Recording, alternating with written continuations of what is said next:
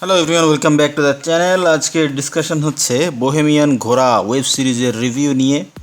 তো অমিতাভ রেজা চৌধুরী নির্দেশনায় বোহেমিয়ান ঘোড়া ওয়েব সিরিজটি ট্রাক চালক আব্বাসকে নিয়ে তৈরি করা, যিনি কিনা 8টি বিয়ে করেন।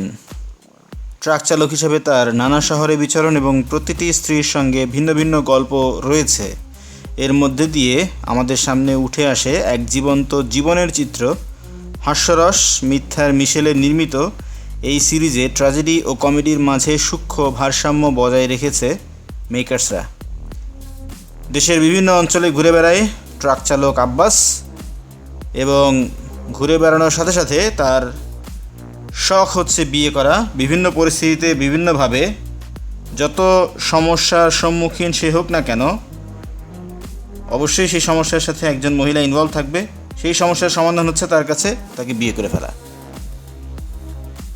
তো এখানে একটি উল্লেখ করার মতো বিষয় হচ্ছে তার যতগুলো ওয়াইফ এখানে ছিল, প্রত্যেকটি চরিত্রের ভাষা, আচার আচরণ, সংস্কার সবই কিন্তু বাংলাদেশের ভৌগোলিক বৈচিত্র্যের ছোঁয়া ছিল।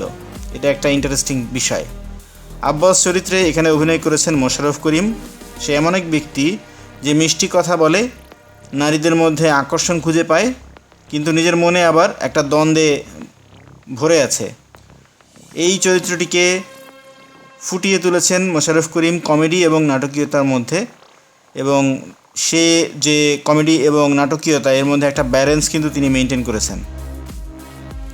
তার ওয়াইফের চরিত্রে এখানে বাংলাদেশের অনেক নামি দামি অভিনেত্রীরা অভিনয় করেছেন, যেমন রুনা খান, তানজিকা, মৌসুমি হামিদ, সাদিয়া আয়মান, তার নিজের রিয়েল লাইফ ওয়াইফ জুই, ফারহানা, অদিতি, বৃষ্টি, প্রত্যেকে কিন্তু ভিন্ন ভিন্ন সামাজিক পটভূমি এবং বৈচিত্র্যময়তা উপস্থাপন করেছেন।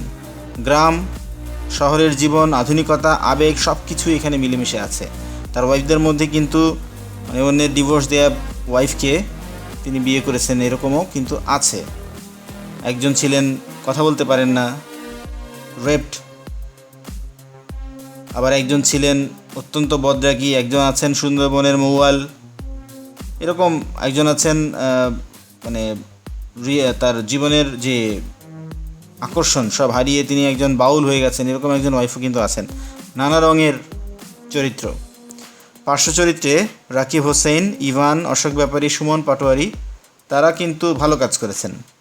এই ওয়েব সিরিজটিকে রাঙিয়ে তোলার জন্য সব রকম প্রচেষ্টাই তাদের মধ্যে ছিল।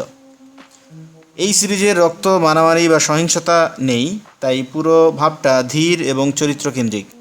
প্রতিটি দৃশ্য হাস্যকর ও মানবিক সংযোগ তৈরি করে। আব্বাস ও তার সম্পর্কগুলোর মৃদু নাটকীয়তা কোথাও কোথাও দর্শককে আনন্দ দেয় এবং অন্যদিকে সংবেদনশীলতাও ধরে রাখে। মোহাম্মদ আলম ভূঁইয়া, বিধানচন্দ্র দাস এবং অমিতাভ রেজা চৌধুরী মিলে গল্পটি সাজিয়েছেন। তাদের এক্সপার্টিজ হাস্যরস এবং নাটকীয়তার মধ্যে একটি সুন্দর সামঞ্জস্য তৈরি করে। ক্যামেরায় বাংলাদেশের ট্রাক রাস্তা, শহরের রাস্তাঘাট মনোযোগ সহকারে বন্দী হয়েছে। Makeup, art setting, sound design সব কিছু মনোযোগ দিয়ে সাজানো হয়েছে। দৃশ্যগুলো বাস্তবের অনুভূতি দেয়। এটা ট্রেলারও কিন্তু অনেক ভালো ছিল। অনেকে সেই ট্রেলারটা দেখে পছন্দ করেছেন এবং প্রচুর কমেন্ট সেই কন্টেন্টগুলোর কমেন্ট সেকশনে পেয়েছিলাম। বিভিন্ন পত্রপত্রিকায় কিন্তু এটা নিয়ে অনেক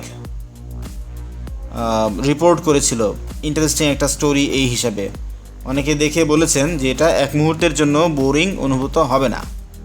সিরিজটি কিন্তু সামাজিক যোগাযোগ মাধ্যমেও অনেক আলোচনা হয়েছে এই সিরিজটিকে নিয়ে। তো আমরা যদি স্ট্রেংথ এবং উইকনেসের কথা বলি, স্ট্রেংথে ছিল এখানে মোশাররফ করিমের অভিনয়। আব্বাস চরিত্রে তার অভিনয় অসাধারণ ছিল।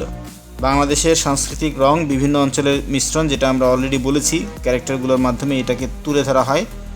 স্বতন্ত্র ভাবধারা। এই ওয়েব সিরিজটি কিন্তু অন্যান্য ওয়েব সিরিজ থেকে আলাদা। এর যে মেকিং সেটা কিন্তু কোনো প্যাটার্ন মেনে এখানে হয়নি, ডিফারেন্ট টাইপের একটা মেকিং ছিল। ভিজুয়াল এবং টেকনিক্যাল দিকে অবশ্যই ভালো মানের কাজ ছিল, কোনো সন্দেহ নেই। আর দুর্বলতার কথা বলতে গেলে বলা যায় আব্বাসের মানসিক দিক। এখানে আসলে সে যে কী চাচ্ছে, কেন এসব করছে, সেই জিনিসটা আসলে ওভাবে স্পষ্ট প্রতীয়মান হয়নি।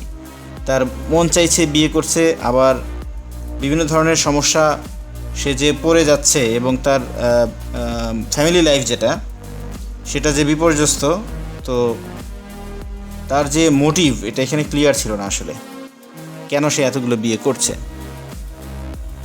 কিছু কিছু অংশে গল্পের ছন্দ কিছুটা বিক্ষিপ্ত, এবং এপিসোড যেগুলো ছিল ওয়েব সিরিজে টোটাল যে কয়টা এপিসোড ছিল সেই এপিসোডগুলো কিন্তু খুব একটা লেন্দি ছিল না, মানে শর্ট ডিউরেশনের একটি ওয়েব সিরিজ বলা যায়। তো বোহেমিয়ান ঘোড়া একটি সফল মিশ্রণ কিসের? হাস্যরস, নাটকীয়তা এবং সংস্কৃতির নজর কাড়া একটি কন্টেন্ট আমি বলবো।